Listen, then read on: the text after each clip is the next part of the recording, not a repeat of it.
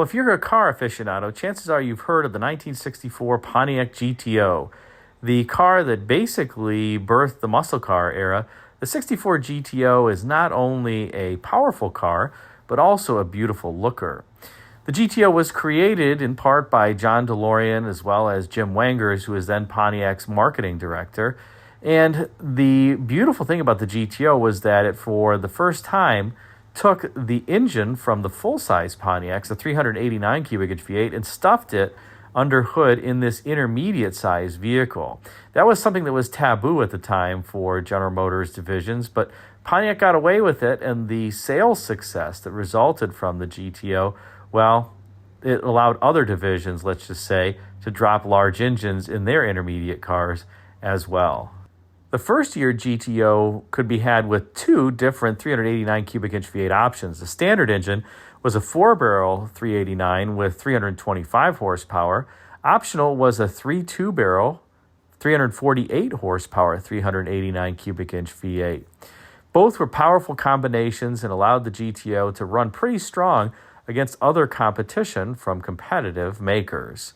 The 389 was also a very durable engine and smooth, so not only did you get a powerful V8, but you got something that was quite smooth under hood. Now, when it came to the styling of the 64 GTO, the designers penned this extremely clean-looking design. And while the full-size Pontiacs got stacked headlamps beginning in 1963, the intermediate-sized Pontiacs wouldn't get the stacked headlamps until the 1965 model year. Thus, the GTO had the four headlights that you see here arranged in a horizontal fashion. You'll also notice that the bottom or the lower section of the body here has this feature line, and then it kind of bulges out a little bit beneath that feature line. That styling element was something that was loved by General Motors' then styling VP, Bill Mitchell, and it served as part of the inspiration for the similar body line that was on the 66 Tornado. Of course, the Tornado would take it over the wheel arches, and that would give the Tornado its unique character and something that is much often replicated today, but I still don't think that many cars look as good as that first-generation Tornado. Now, these first-year GTOs were just options on the Tempest. They were not their own standalone model, and you can see from the inside here, it is pretty standard Tempest in terms of the instrument cluster. This does have the 4-spoke steering wheel that's quite handsome, and you get bucket seats, but overall, there's a lot of Tempest components here. Of course, the GTO badge that's over the glove box door was not there. And interestingly, the keyhole is on the left side of the instrument panel, so you got to use your left hand to start the car. And if you look in between the speedometer and that right gauge pod just next to it, where there is not really a gauge in this case, there's the bright light indicator that's up top, and then there's the turn signal indicator at the bottom. And interestingly, the turn signal indicator is not directional. It just flashes whether or not you have the left or right turn signal on. Kind of goofy. I haven't seen many cars with that. And while the 64 GTO is clearly a beautiful vehicle, it's a pretty simple design, but a handsome one and a tasteful one overall. What could the 64 GTO have looked like? Or I guess I should say the 64 Pontiac Tempest, because the GTO was really just a warmed-over Tempest at this point and had some unique badging and a little bit of unique content. Well, there were, of course, some alternate proposals from Pontiac that were being considered. Let's take a look at one such proposal now. And here you have it, the proposal for the 64 Tempest. Now, take a look at this. This has some similar elements as the final production car, but it also has quite a few differences. Note, for instance, that C-pillar area in particular is completely different on this vehicle, with kind of this rising belt line that then meets the drip rail at that point. And the C-pillar overall is quite thin. This would not be a Pontiac hallmark, and for whatever reason, designers, I guess, just thought that this was not something that was characteristic of Pontiacs, and they decided not to go with this particular look.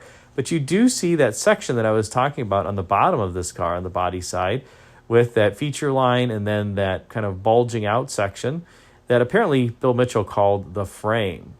Now, this is a clay model, and it's photographed in GM's Design Center at the Tech Center campus in Warren, Michigan, in one of the studios. And sometimes what designers would do for the clay models is have half of the clay model represent one proposal, and the other half of the clay model represent another proposal. And that's what's going on here. Notice that there's a very clear center line, and these two cars have different roofline proposals.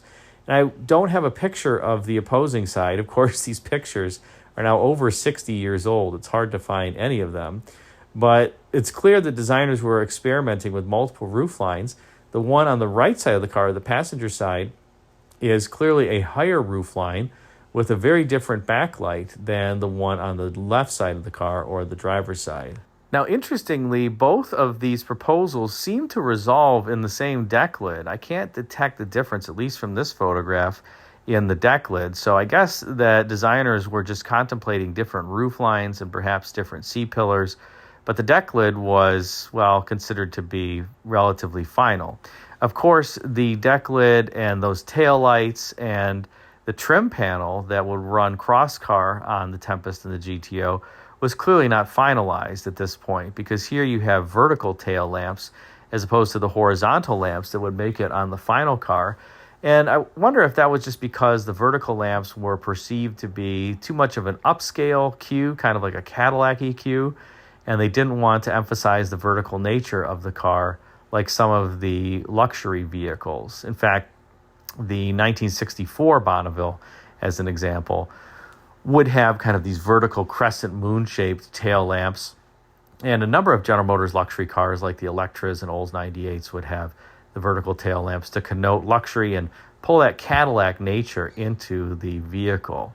So those were gone, and then a new piece of trim was added that ran cross-car, as I mentioned before, on the final Tempest. I actually think the final Tempest design looks better than what you see here. Now notice in the upper right, there appears to be some sort of a rendering that has the familiar Pontiac pointed nose or W-shaped front end with the stacked headlamps on it. So not quite clear what that is for, because it doesn't appear in looking at this particular clay model that it has stacked headlamps. Maybe that was something that the design team was getting inspired by, or they were contemplating, and for whatever reason, it just took another model year for the stacked headlights to come through, as I mentioned, on the intermediate-sized cars. But you do see that Pontiac Arrowhead-like front end with the hood in that pointy shape that would become a hallmark of the 65 full-size Pontiacs, at least, and even the 65 GTO to some degree.